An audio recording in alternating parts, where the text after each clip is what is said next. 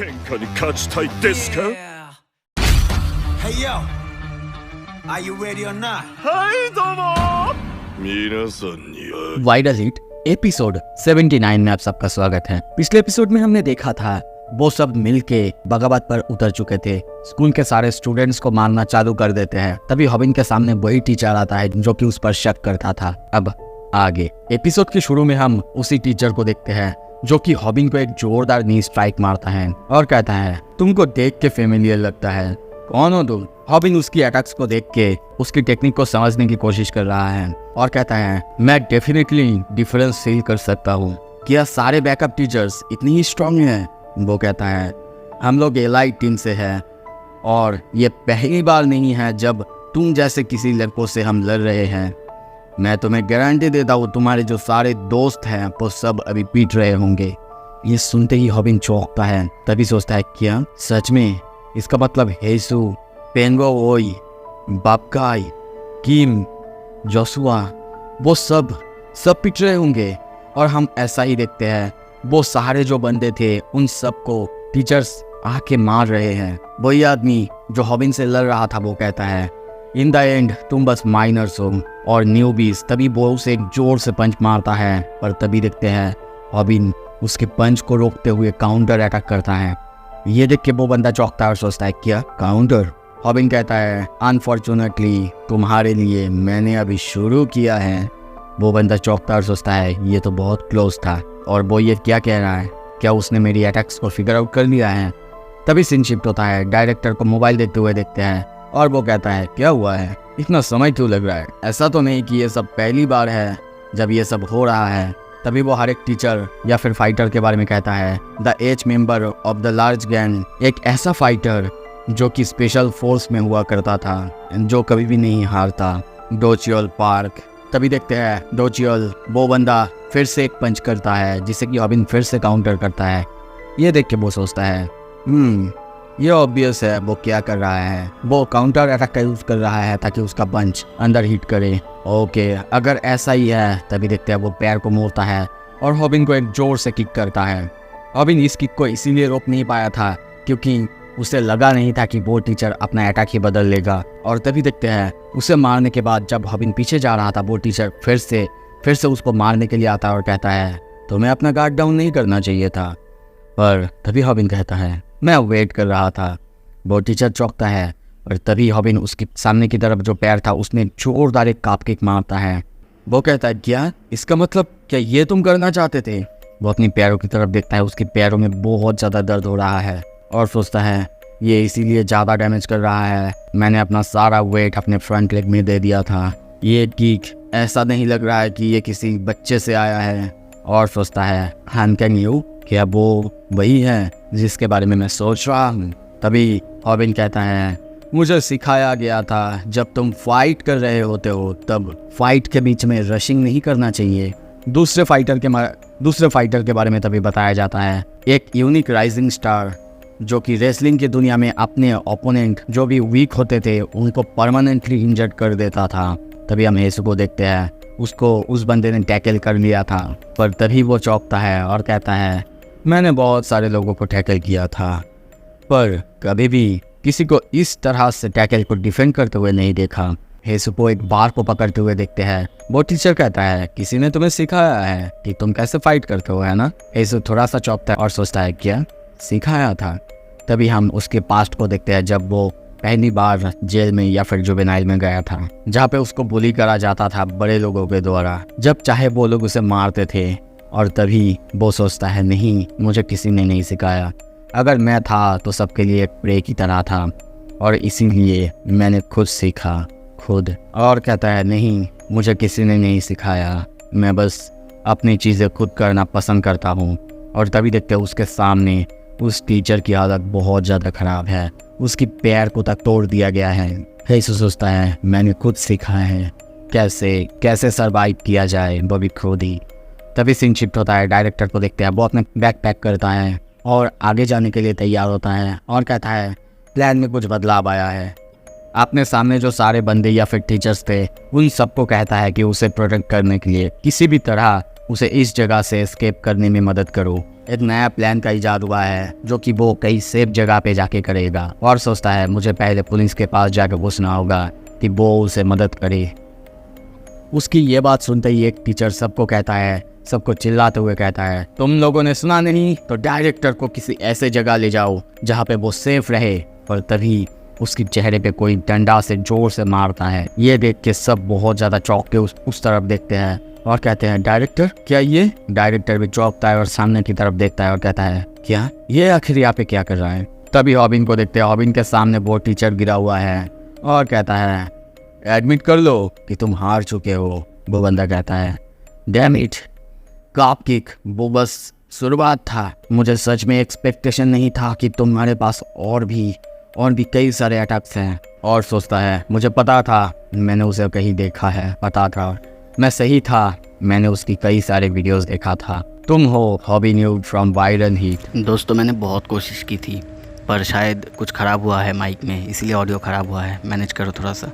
ये सुनते ही हॉबिन चाहते हुए कहता है, सही कहा, be sure like and subscribe. अब तो हॉबिन ने भी कहा है यार, लाइक एंड सब्सक्राइब कर लो यार। सीन शिफ्ट होता है, कुछ देर बाद किम और जोशुआ को देखते हैं।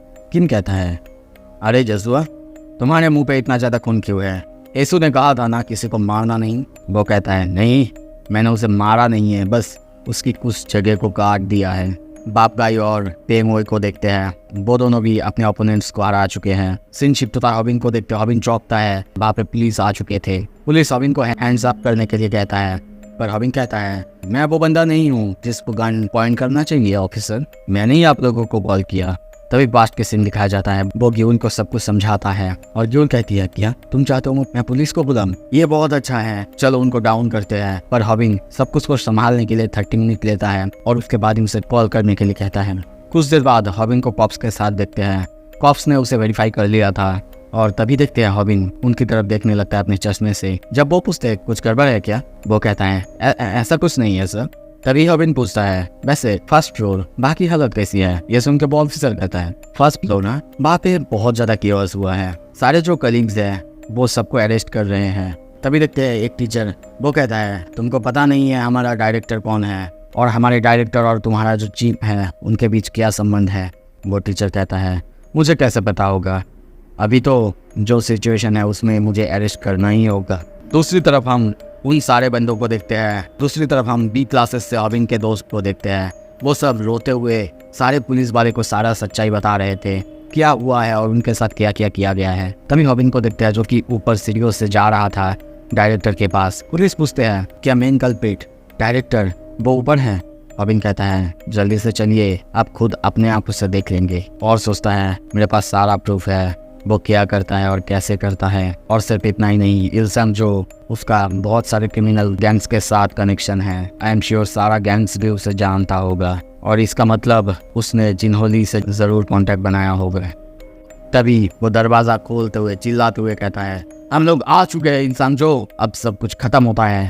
पर तभी चौंकता है क्योंकि वहाँ पे इल्सन जो को हम ऊपर झूलते हुए देखते हैं। हॉबिन बहुत चौंकता है और सारे पुलिस वाले उसे इमीडिएटली डाउन करने के लिए कहते हैं। कुछ देर बाद जब उसे डाउन करा जाता है, बताया जाता है कि वो मर चुका है। हॉबिन सोचता है, क्या इल्सन जो उसने अपने आप को मार दिया? ऐसा कभी हो ही नहीं सकता, नहीं वो कभी ऐसा कर ही नहीं सकता। एक पुलिस वाला कहता है, क्या तुम्हें लगता है उसने अपने आप को मार दिया? दूसरा पुलिस वाला कहता है, यही तो मैं गेस कर सकता हूँ, आई डाउट जो टीचर्स है वो उन्हें मार सकता है, उनके गले पे जो मार्क है वो देख के तो यही लग रहा है कि उसने खुद सुसाइड किया है, क्योंकि यहाँ पे कोई मेस या फिर कुछ भी ऐसा नहीं है। और वैसे भी जो मार्क है वो देख के लग रहा है कि ऐसा करते हुए ज़्यादा देर नहीं हुआ है। मुझे जितना लगता है कि वो नहीं देख पा रहा था कि वो इस सब से अब बाहर कैसे निकलेगा और इसीलिए उसने अपने आप को ही मार दिया। हॉबिन कहता है, क्या आप लोग श्योर है ना ये सुसाइड है? और सोचता है, नहीं मुझे विश्वास नहीं हो रहा है, इल्सन जो इस तरह का एक स्कूल चलाता था बहुत दिनों से, तो फिर ज़रूर उसके पास बहुत ज़्यादा पावर होगा। उसके साथ पुलिस का भी बहुत अच्छा कनेक्शंस भी थे। इसका एक ही मतलब होता है, उसे किसी ने मार दिया है। पर वो पुलिस वाले हॉबिन को वहाँ से बाहर जाने के लिए कहता है, पर हॉबिन अभी भी सोचे जा रहा है, क्या कौन मार सकता है? नहीं, क्या इसका मतलब? वो चौंकता है, आई थिंक कि उसके दिमाग में आ चुका है कि उसे किसने मारा है। सीन शिफ्ट होता है, सुबह होता है। कुछ दिन बाद हम देखते हैं हॉबिन और बोलर की यानी हंजुचा की गर्लफ्रेंड दोनों एक पेड़ के नीचे फ्लावर को रखे हुए हैं। वो उसे थैंक यू कहती है। हॉबिन कहता है नहीं, एक्चुअली थैंक यू तो हमें उसे कहना चाहिए, क्योंकि उसके वजह से हमने इतने सारे बच्चों को बचा पाया। सीन शिफ्ट होता है, कुछ देर बाद उसे हम बस में जाते हुए देखते हैं।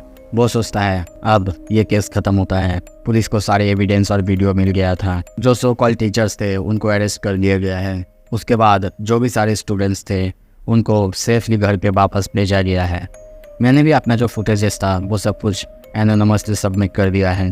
पर सब कुछ ख़त्म तो हुआ, पर एक चीज़ जो मुझे अभी भी खाया जा रहा है वो है इंसान जो की मौत, जिसे कि सुसाइड करार दिया गया है। मुझे जितना हंच हुआ है ये एक मर्डर है, ना कि सुसाइड, क्योंकि वो अपने आप को मार ही नहीं सकता। हाँ, ये हंच है, और इसके भी अलावा उनको कोई भी वहाँ पे सबूत या फिर कुछ भी नहीं मिला। यह तक कि वहाँ पे किसी और का फिंगरप्रिंट तक नहीं था। अगर कोई होता तो इंसान जो खुद स्ट्रगल करता, वैसा भी कोई साइन उन्हें नहीं मिला। तो इस सब का एक ही मतलब होता है, उसने सुसाइड किया है। पर अभी भी मुझे ये सवाल खाया जा रहा है, क्या ये एक सुसाइड था? क्या सच में वो सुसाइड कर सकता है? तभी पास्ट के सीन दिखाया जाता है जहाँ पे सारे बंदों की हालत बहुत ज़्यादा खराब है। इंसान जो को देखते हैं वो सामने देखते हुए कहता है क्या आखिर तुम यहाँ पे क्या कर रहे हो? तभी वापस जिन्होंने को देखते हैं। वो कहता है अरे नहीं, मैं यहाँ पे ज़्यादा कुछ के लिए नहीं आया हूँ, बस मैं आपको देखने आया था ताकि मैं आपको मार सकूँ। इंसान हंसते हुए कहता है तुम सारे स्कॉलरशिप स्टूडेंट्स को चाहते हो है ना? तुम्हें तो ये मूव करा है, तुम्हारी वजह से ये रिमेडियन हो रहा है ताकि तुम ये सब कर सको, है ना? ओके, चलो बात करते हैं ये सब कुछ खत्म होने के बाद। और सोचता है अगर तुम ऐसा ही चाहते हो तो मैं पुलिस के साथ तुम्हारे साथ डील करूंगा। और बहुत कुछ कहता है। तभी देखते हैं जिन्हो उसके पास आता है, उसके चश्मे को उतारते हुए कहता है आपको देखने में ज़्यादा प्रॉब्लम तो नहीं होता है। इंसान को कुछ भी समझ में नहीं आ रहा था। जिन्हो कहता है अब बहुत लेट हो चुका है डायरेक्टर, वैसे मैंने सुन लिया है पुलिस वो ऑलरेडी यहाँ पे आ रहे हैं और सारे स्कॉलरशिप किड्स वो भी अपना काम अच्छे से कर रहे हैं। अब सिर्फ समय की बारी है जब सबको पता चल जाएगा कि तुमने क्या क्या किया है। जब सारे बच्चे बाहर जाएंगे और सब कुछ बताने लगेंगे, यहाँ तक कि तुम खुद इस सब से बाहर नहीं आ सकते, क्योंकि अब तो सब कुछ न्यूज़ में फैल जाएगा। हाँ, मुझे पता है तुम्हारा पुलिस चीफ के साथ अंडरस्टैंडिंग है और तुम शायद प्लान कर रहे हो अपना इन्फ्लुएंस फैलाने की, पर तुम्हें क्या लगता है जो स्कॉलरशिप स्टूडेंट्स हैं मुझे सिर्फ वो नहीं चाहिए, मैं जो चाहता हूँ वो है पूरा ये ऑर्गेनाइजेशन। तभी देखते हैं वो अपना टाई उतारने लगता है। तुम्हें पता है मुझे लगता है कि मैं इस स्कूल से बहुत कुछ बाहर निकाल सकता हूँ, बहुत कुछ। और तभी वो अपना टाई उसे पहनाता है और जोर से प्रेशर देता है और अब डायरेक्टर कुछ भी नहीं कर पाता। जिन्हों कहता है जो सारे स्टूडेंट्स ने रिवोल्ट कर दिया था स्कूल के बारे में सच्चाई जानने के बाद, अब आपके पास कोई भी बिजनेस या फिर कुछ भी नहीं था, कोई भी पोजीशन नहीं था और इसी वजह से आपने खुदकुशी कर ली। कैसा रहेगा ये लाइन आपके लिए? और तभी वो कहता है ऑल राइट, अब शुरू करते हैं। तभी प्रेजेंट में हिस्सों को देखते हैं। हॉबिन न्यू कंपनी या फिर हॉबिन के ऑफिस में देखते हैं। वहाँ पे इनो और ग्यूल दोनों हॉबिन से बात कर रहे थे। हॉबिन खा रहा था, उसे इतना ज़्यादा खाते हुए देख के ग्यूल पूछती है क्या तुम्हें ये खाना इतना ज़्यादा पसंद है? हॉबिन कहता है बिल्कुल, और कितना दिन हो गया है जब से मैंने बाहर का खाना नहीं खाया है, सच में मैं बाहर की खाने को मिस कर रहा था। उसके बाद वो सब बात करने लगते हैं। ग्यूल और इनो दोनों पूछते हैं कि हॉबिन ने वहाँ पे सब कुछ कैसे किया, पर हॉबिन सबको बता देता है कि उसने अकेला कुछ भी नहीं किया है। वहाँ पे उसके कुछ दोस्त थे जिन लोगों ने मिल के साथ में यह काम किया, पर उनमें से एक दोस्त था स्पेशल जो कि बहुत अच्छा फाइटर भी था। ग्यूल कहती है तो फिर हमें उसको रिक्रूट कर लेना चाहिए। हॉबिन चौंकता है। ग्यूल कहती है तुमने कहा था उस बंदे ने तुम्हारी मदद की थी और इसका मतलब वो एक अच्छा फाइटर भी होगा। हॉबिन को यह पहले पसंद नहीं आता, पर ग्यूल कहने लगती है देखो वैसे भी हमारा ये न्यू भी वो इतना अच्छा फाइटर भी नहीं है, तो हमें एक नए फाइटर की ज़रूरत भी है जो कि सब कुछ को संभाल सके।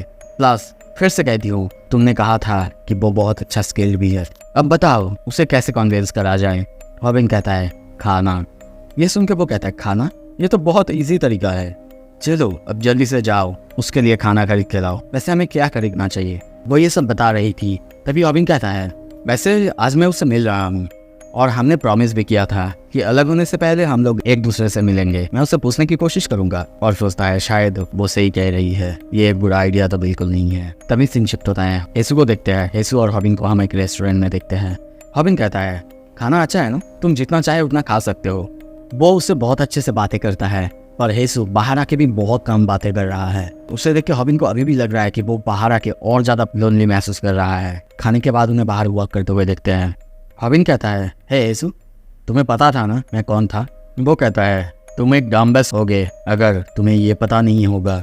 हॉबिन कहता है, एनीवे, हमें शायद अब दोस्त बनना चाहिए। और मुझे लगता है सिर्फ दोस्त नहीं, तुम एक काम कर सकते हो, तुम मेरे दोस्तों के साथ भी हैंग आउट कर सकते हो। वो सच में बहुत अच्छे हैं, तुम्हें मज़ा आएगा। और इसीलिए मैं सोच रहा था, क्या तुम मेरे टीम में ज्वाइन करना चाहोगे, हमारे साथ काम करना चाहोगे? हेसु चौंकता है और सोचता है, क्या तुम्हारा टीम? हॉबिन कहता है, हाँ बिल्कुल, वैसे भी मेरे ऑफिस वो कुछ दूर जाके ही है, तुम चाहो तो देख सकते हो, चल सकते हो हमारे साथ। पर हेसु हंसता है और कहता है, ऑलराइट, मैं भी चाहता था कि तुम हमारे साथ टीम अप कर लो। और तभी उसके पीछे हम सारे स्कॉलरशिप स्टूडेंट्स को देखते हैं। हॉबिन उन सबको देख के बहुत हैरान होता है, सोचता है, क्या हेसु सीओ? मुझे पता नहीं था कि कब वो इन सब का लीडर बन गया। हेसु हाथ आगे करता है और कहता है, कोई गलती मत करना, ये कोई रिक्वेस्ट नहीं है। तभी आवाज आता है, मानगीवा। बाप गाय देखता है, पर उसे जब देखता है आवाज आता है, अरे नहीं, नेवर माइंड। तभी वहाँ पे हम तेउन को देखते हैं और वो आता है तो कहता है, कौन हो तुम और यहाँ पे तुम लोग क्या कर रहे हो? ये मेरा जगह है, पता है ना? जोशुआ और पेनोई उसे देख के बहुत ज्यादा हैरान होते हैं। उन लोगों को लग रहा था ये शायद कोई गैंगस्टर है। हॉबिन को देखते हुए तेउन कहता है, हॉबिन, आखिर यहाँ पे तुम क्या कर रहे हो? पर हॉबिन बस सोचता है, तेउन, आखिर सारे बंदों में से तेउन को ही यहाँ पे आना क्यों था? तेउन कहता है, क्या तुमने बाहर से आने के बाद एक बार भी मुझे नॉक नहीं किया है? शायद तुम्हें एक बार के लिए मुझे टेक्स्ट करना चाहिए था। पर तभी वो आगे जा ही रहा था। हेसु उसे रोकता है। ये देख के उसे गुस्सा आता है और वो कहता है, कौन है तू?